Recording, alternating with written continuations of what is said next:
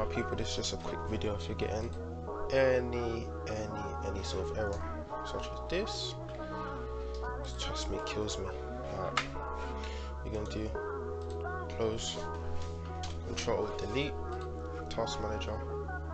Here, find any of the bottlenecks, then task on all of them. All of them. What you're gonna do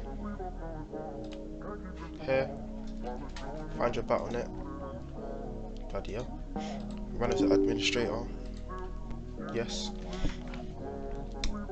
And voila, your whole life has been sorted out. Thank me later.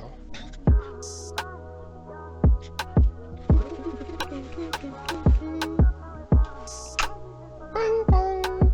That's your life sorted.